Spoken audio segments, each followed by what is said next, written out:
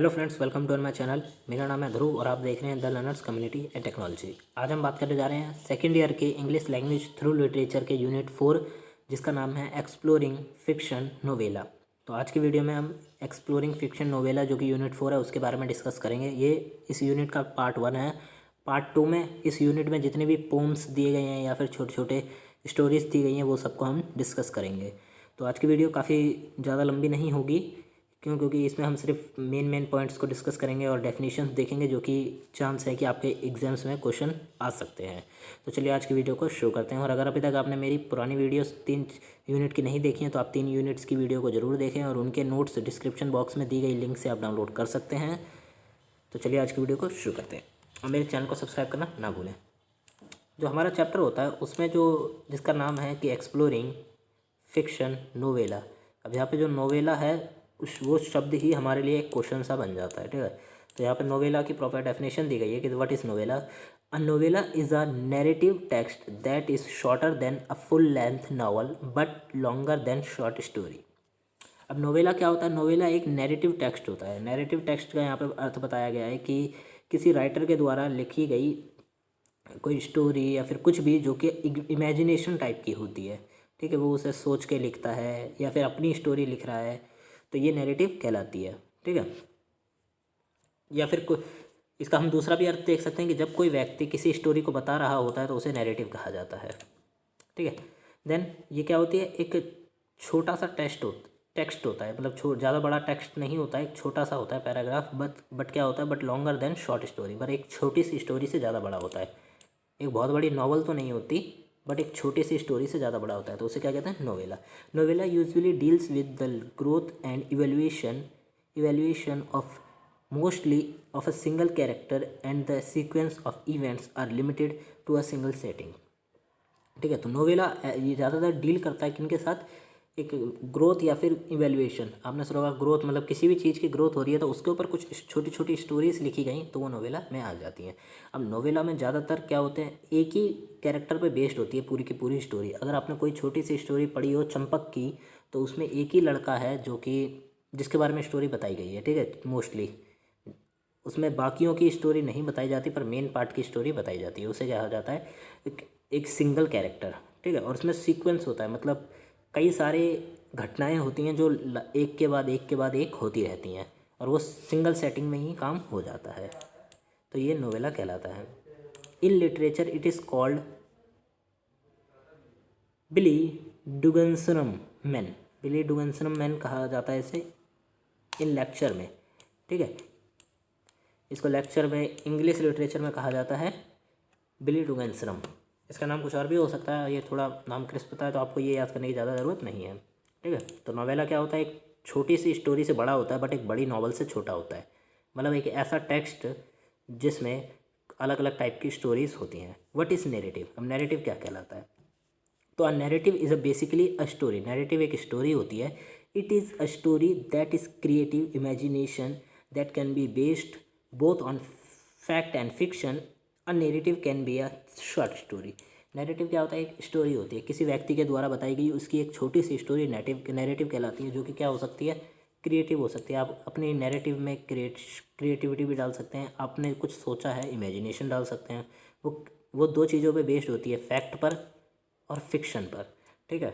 किसी भी चीज़ के बारे में कोई फैक्ट है और फिक्शन है, वो नैरेटिव उससे जुड़ी होती है। A narrative can be a short story. Narrative एक शॉर्ट स्टोरी भी हो सकती है, किसी व्यक्ति द्वारा लिखी गई एक छोटी सी स्टोरी नैरेटिव कहलाती है, ठीक है। अब नैरेटिव के कुछ टाइप्स होते हैं जो कि आपको पता होना चाहिए। मोस्ट ऑफ द टाइम अगर आपने मूवीज़ देखी होंगी तो आपको पता होगा मूवीज़ में भी टाइप होते हैं। मूवीज़ में साइंस फिक्शन मूवीज़ होती हैं, रोमांटिक मूवीज़ होती हैं, action, thrill, mysterious, historical, biographies, तो ये सब होती हैं नैरेटिव, मतलब एक तरह से मूवी के टाइप्स होते हैं, ठीक है। तो यहाँ पे भी नैरेटिव के टाइप्स को डिस्कस किया गया है, वो मैं आपको बताता हूँ। काफ़ी सारे टाइप्स हैं तो आपको इनमें कुछ याद करने की ज़रूरत है, तो आप इसमें से सब नहीं पर कुछ याद कर सकते हैं। In literature there are many types of narrative text like, यहाँ पे बहुत सारे हैं। जैसे कि फर्स्ट वन जो है वो है it may be a adventure. एक एडवेंचर नैरेटिव हो सकता है, ठीक है। कोई स्टोरी हो सकती है, वो एडवेंचर पर बेस्ड हो सकती है। मिथ, लोगों के द्वारा फैलाई गई किसी मिथ के ऊपर हो सकती है। स्टोरी हो सकती है, फेरी टेल्स की स्टोरी हो सकती है, परियों की कहानी हो सकती है, रोमांस लव स्टोरी हो सकती है, फिक्शन हो सकती है, या फिर detective story with a lot of mystery. किसी डिटेक्टिव की स्टोरी हो सकती है जिसमें बहुत सारी मिस्ट्रीज़ को बताया गया है, ठीक है। About a legend, about a place और अ पर्सन, ये किसी एक जगह के बारे में हो सकती है स्टोरी, या फिर किसी एक व्यक्ति के बारे में हो सकती है, पर्टिकुलर पर्सन के बारे में हो सकती है, या फिर it may be a social issue also, ये कोई सोशल इशू भी हो सकता है, ठीक है। अगर आपने कोई सोशल इशू के बारे में पढ़ा हो और आप उसकी एक स्टोरी बनाना चाहते हो तो आप वो बना सकते हैं। तो ऐसे काफ़ी सारे टाइप्स होते हैं, साइंस फिक्शंस भी हो सकती हैं, तो it may be many types.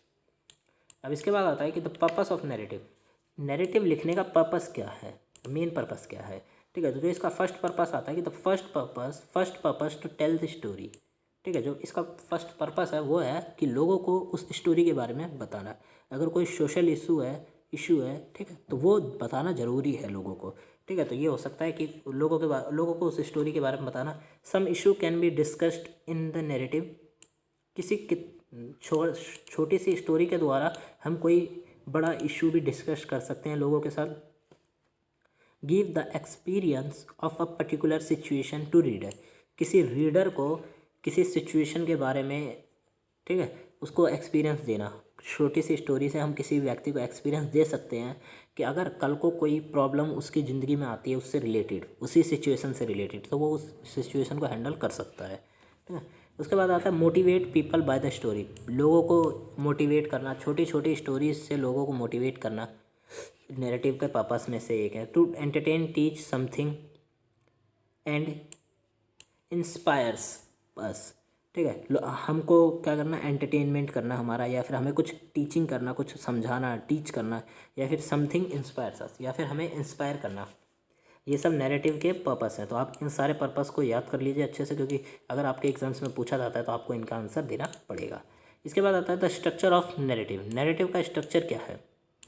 तो जैसा कि मैंने आपको ऊपर बताया उसी तरह नैरेटिव का स्ट्रक्चर यहाँ पे दर्शाया गया है, ठीक है। ये आपका नेक्स्ट टॉपिक आ जाता है कि नैरेटिव का स्ट्रक्चर क्या है। तो ये आपका इंपॉर्टेंट्स में से एक है, तो आपको स्ट्रक्चर अच्छे से पता होना चाहिए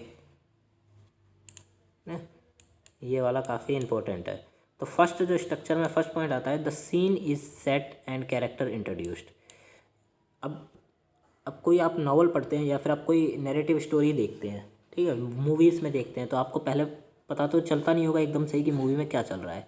तो आपको एक व्यक्ति वहाँ पे बोलने वाला होता है जो कि ये बताता है कि कौन सा कैरेक्टर का क्या रोल है और दूसरा कैरेक्टर क्या कर रहा है। यहाँ पे सीन का इंट्रोडक्शन किया जाता है।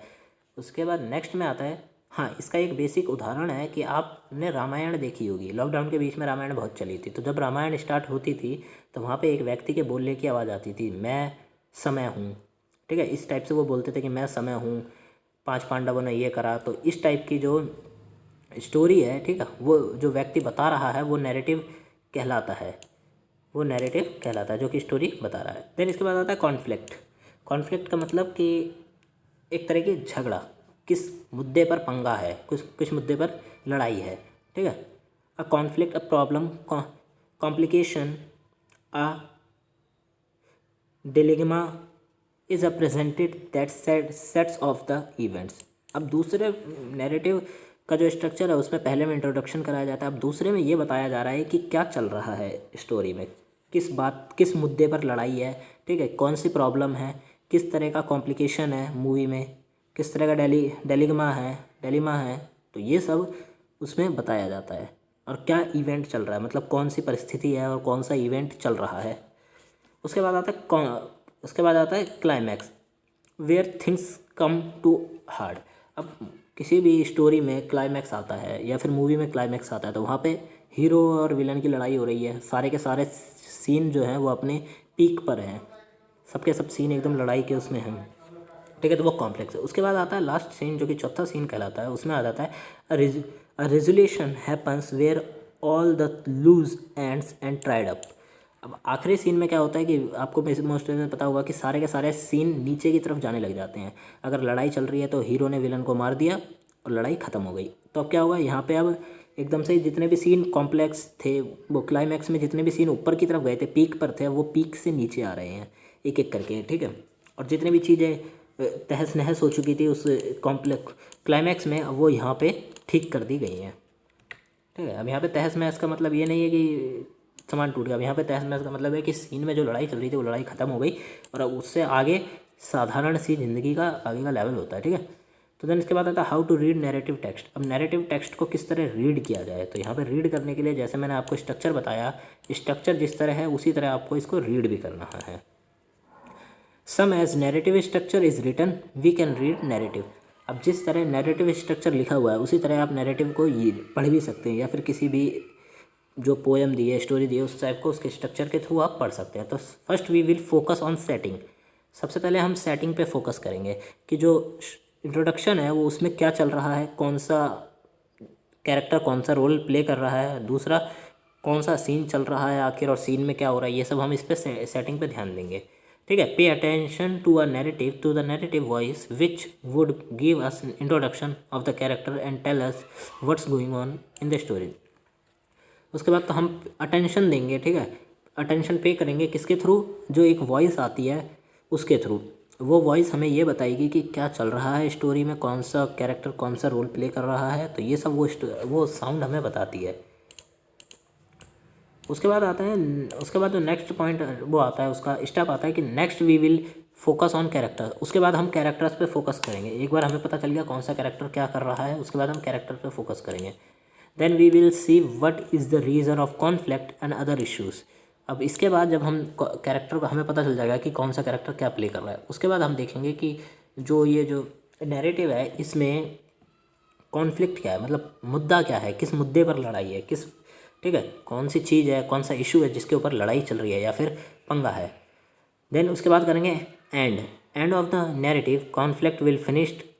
और जब भी नैरेटिव ख़त्म होगा वहाँ पे लड़ाई झगड़ा ख़त्म हो जाएगा। एंड यू कैन एग्जामाइन, और आखिर में आप ये अंदाज़ा या फिर एग्जामाइन कर सकते हैं that those questions come in your mind are answered or not.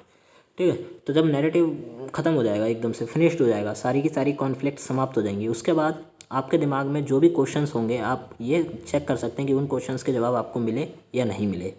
अब सिंपली जैसे कि अगर हम महाभारत की बात करें उदाहरण के लिए, तो महाभारत में अगर एकदम से जहाँ पे जुआ खेला जा रहा था 5 पांडवों के बीच, ठीक है, अब वहाँ से सीन स्टार्ट करें तो वहाँ पे समय हमें बताता है कि जुआ खेला जा रहा है, 5 पांडव हार रहे हैं, ठीक है, और उन्होंने द्रौपदी को दांव पे लगा दिया। तो ये इशू है, यही कॉन्फ्लिक्ट है। इससे हमें पता चलता है कि कौन सा मुद्दा है, कि द्रौपदी को दांव पे लगा देना ये एक मुद्दा था जिसकी वजह से ही लड़ाई चालू हुई। उसके बाद लास्ट टॉप पॉइंट आता है कि some authors use image, diagram, figures, metaphors etcetera for making their narrative special and more attractive. यहाँ पे अट्रैक्टिव की स्पेलिंग थोड़ी सी गलत है, ठीक है, तो आप इस पर ध्यान ना दें, आपको लिख सकते हैं सही से। तो यहाँ पे बताया गया है कि जो बहुत सारे राइटर्स हैं, ऑथर्स हैं, ठीक है, वो क्या करते हैं अपने स्टोरी में, छोटी सी स्टोरी में क्या करते हैं, इमेजेस का यूज़ करते हैं, इमेज लगाते हैं, डायग्राम लगाते हैं, फिगर्स लगाते हैं, मेटाफर्स का यूज़ करते हैं। तो ये सब यूज़ करने से वो क्या करते हैं कि अपने जो उनका नैरेटिव है, जो उनकी स्टोरी है, उसको बहुत अच्छा दिखाते हैं, सजाते सुजूते हैं, जिससे कि उनकी स्टोरी काफ़ी अच्छी लगे और लोगों को पढ़ने में मज़ा आए और अट्रैक्टिव बनाते हैं। तो यही कारण है कि जो ऑथर्स हैं वो ये सब चीज़ों का यूज़ अपनी राइटिंग स्किल्स के थ्रू करते हैं। तो ये थी आज की वीडियो। आज की वीडियो में हमने इस चैप्टर में जितने भी मेन पॉइंट्स हैं उनके डेफिनेशंस को देखा और भी पॉइंट्स को हमने चेक किया।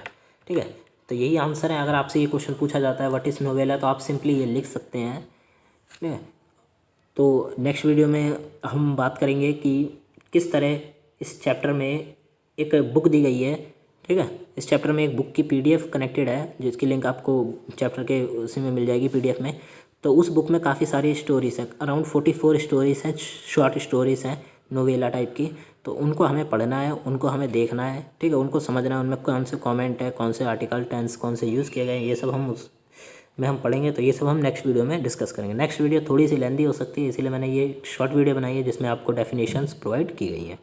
अगर आपको वीडियो अच्छी लगी तो वीडियो को लाइक करें, चैनल को सब्सक्राइब करना ना भूलें। अगर आपको इसके नोट्स की PDF चाहिए तो आप नेक्स्ट वीडियो के डिस्क्रिप्शन लिंक से डाउनलोड कर सकते हैं, क्योंकि इस वीडियो में इसके जो PDF है ये थोड़ी अधूरी है, अभी मेरे को इसमें कुछ और एडिटिंग करनी है। ठीक है, अगर आपको वीडियो अच्छी लगी तो वीडियो को लाइक करें, वीडियो को अपने फ्रेंड्स के साथ शेयर करें जिससे कि वो भी इसको देख सकें।